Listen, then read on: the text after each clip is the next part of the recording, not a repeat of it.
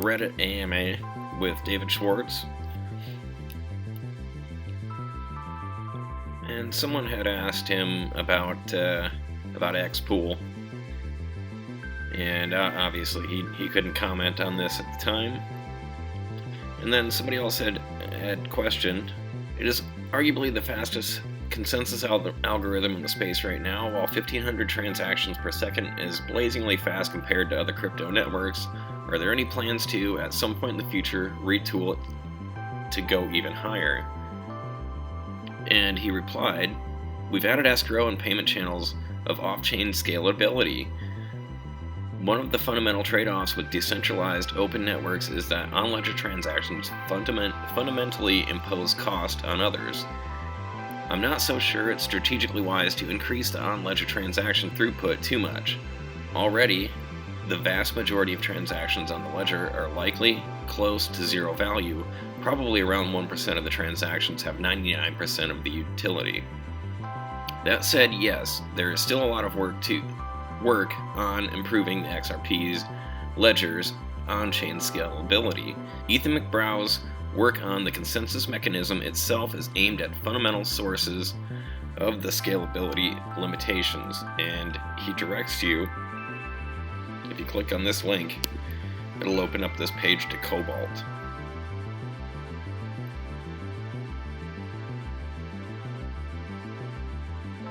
Here's the actual PDF.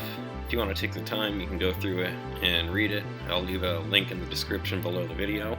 It's rather long and technical, so if you've got the time and inclination, go ahead and help yourself.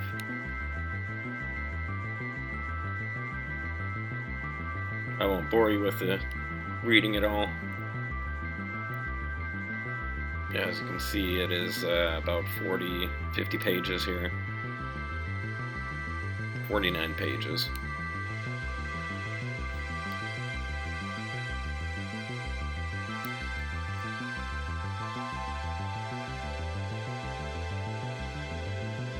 Here on Quora, someone had asked David, what is Cobalt in the XRP ledger?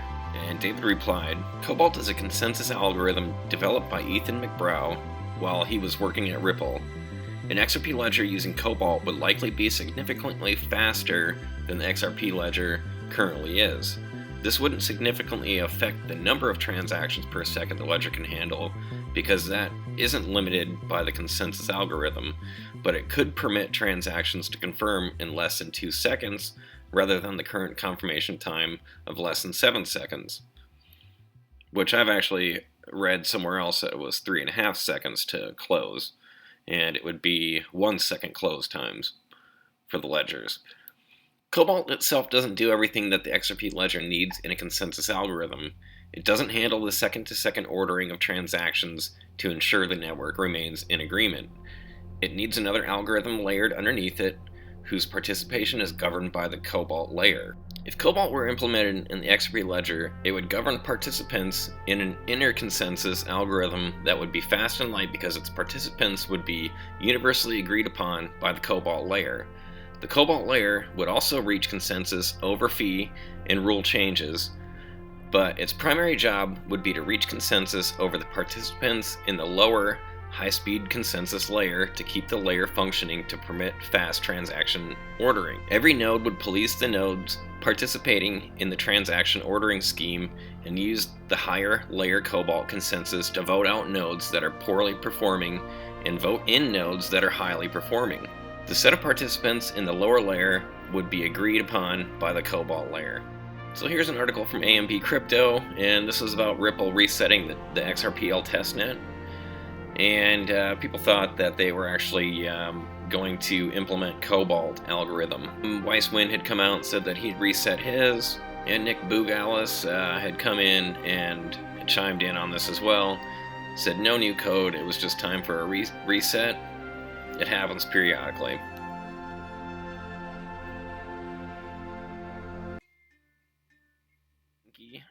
On Twitter from August 13th, 2018, and he is asking about, well, I guess he's telling about his theory between 589 and Cobalt, and Ethan McBrough chimes in and states why he called called it Cobalt, and he's like, I called the algorithm Cobalt because it's an atomic broadcasting algorithm, and Cobalt is a cool element. That's the only reason. And no, XRapid doesn't need Cobalt. As I have reiterated many times, the goal of Cobalt is not to speed things up. That's just a likely side effect. So what does he actually mean? So what is the main purpose of Cobalt if not to increase the speed? And he says that it enables greater UNL diversity and satisfies a stronger theoretical security definition. And David chimes in, I think it can also improve on-chain governance, largely as a consequence of its greater diversity tolerance. The other security advantages are largely theoretical, but I'll take extra safety even if I don't think I need it. The scope of what you can prove to be safe is much greater with Cobalt than it is with current algorithms. This is about cases where attackers have great control over communications between honest nodes or validator topologies that are really bad. For example, there are 2-second delays on the current protocol that gives time to ensure a node has time to see any message that might be sent to only some other nodes as part of some other obscure, difficult attacks. But theoretically, network delay could only exceed 2 seconds. Cobalt has a solid, designed-in defense to that, so it doesn't need the 2-second delay and is probably invulnerable to the attack. And David says, I'm here because I'm excited about the technology and neither I nor Ripple can build it all ourselves. We absolutely do need an ecosystem to succeed. This is from the Ripple Insights. This is the Q4 from 2017, the XRP Markets Report. This was from Miguel Valles.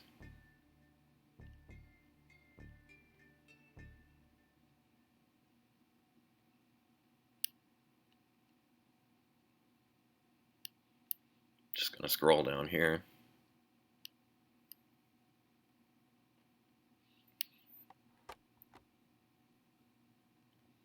Institutional hedging and custody. While customers can use XRP for on-demand liquidity through XRapid, which is now ODL, we want to build the necessary market infrastructure for eventual direct usage of XRP by financial institutions. In Q1, we'll begin work towards the launch of institutional hedging instruments and custody solutions, i.e. Polysign. Both of these market components are important to institutional adoption and thus are important components for our 2018 roadmap.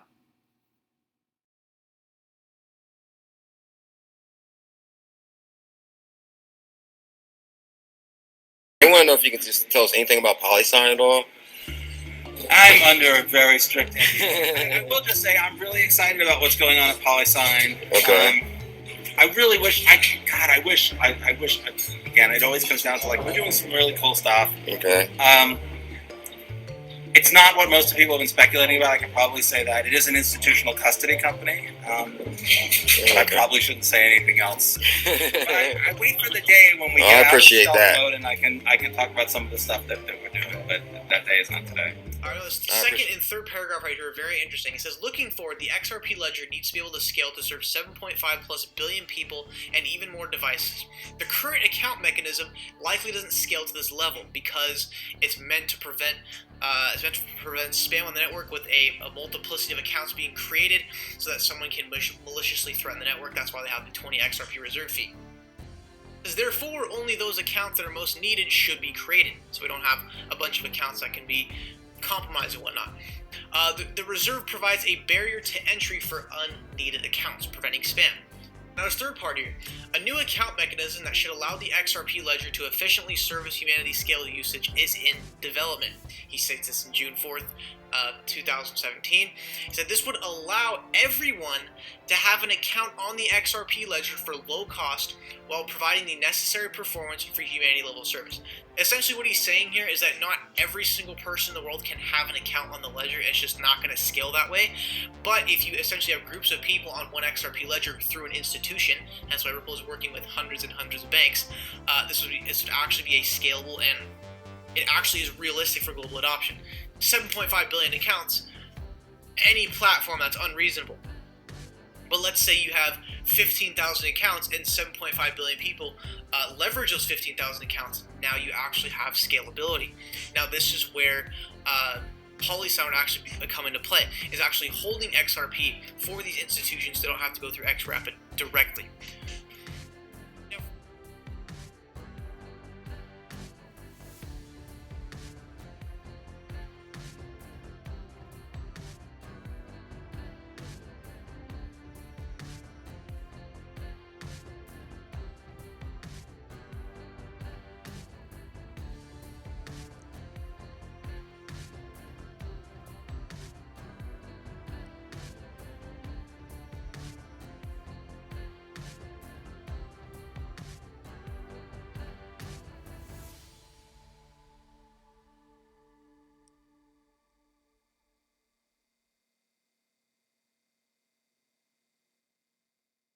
So here in the XRP chat forum, Stewart XRP had posted a blog or whatever called "What's Polysign?" And he just kind of goes into, you know, it's essentially a scalability algorithm. And he comes down and kind of concludes on what he speculates what xPool and Polysign have to do with each other, if at all. Polysign is a secret, and so is xPool, and they're going to be connected somehow. If xPool holds a vast amount of XRP for liquidity, it would need to be stored in an extra safe custody solution. And Bob Way had chimed in on this question here. Is this mechanism in action? Has it been deployed yet? Why are we not seeing any pressure on the upside in action? Says the mechanism is not in action yet. It is by no means magic. It can't spike the price on demand. The mechanism is meant to drive XRP into bridge currency position. It does this by steering payments from traditional fiat to fiat corridors to fiat to XRP to fiat corridors. But to make that work, it needs as much RippleNet payment volume as it can get. That includes both payment volume and XRapid payment volume, or now ODL volume. On-demand liquidity. The mechanism in one way to unite to currently different ecosystems, bank payments versus bank service payment providers, into a single unified system. This has the potential to drive a huge network effect. Not every bank is going to want to hold or custody these crypto assets, so they will just source them from these pools, these custody pools, essentially, as they need them. And maybe the fact that Cobalt isn't quite implemented yet, and the fact that Polysign hasn't come online, or xPool, or any of these things, maybe they're just not quite needed yet. And this was something from Arthur Brito here. It says, I expect most users of the XRP will use hosted accounts for their day-to-day needs, holding small amounts of XRP, placing orders and making payments.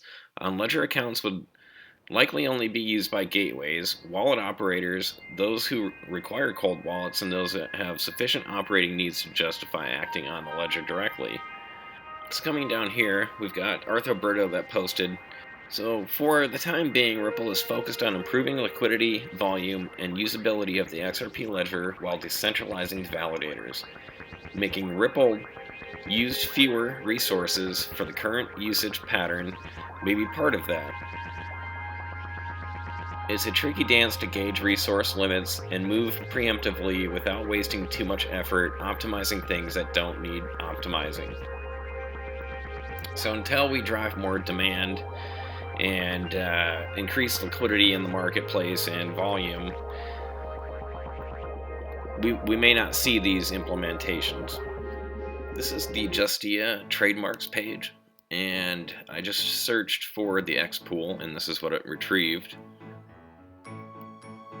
This was filed on 7/25 of 2017. And this goes over a list of what the goods and services are. Essentially, it's a computer software for facilitating payments over electronic communications networks in the form of fiat currency, digital currency, or cryptocurrency. and they're essentially providing APIs to transfer the value and information at the same time.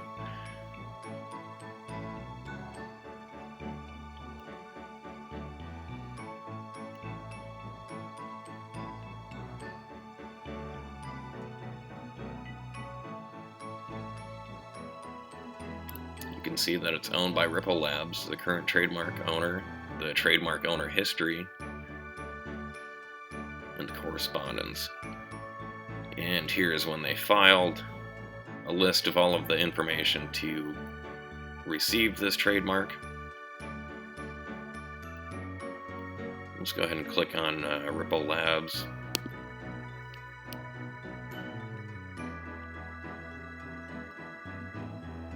These are all the trademarks from Ripple.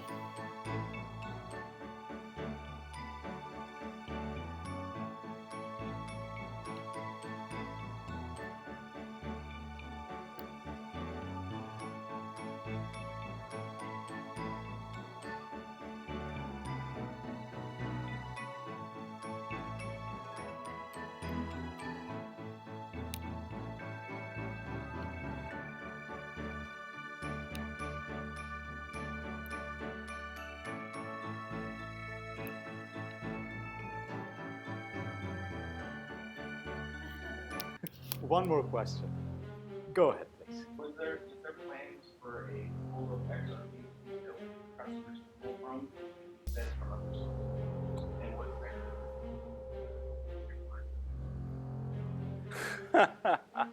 So first of all, I'm definitely not allowed to say anything about xPool.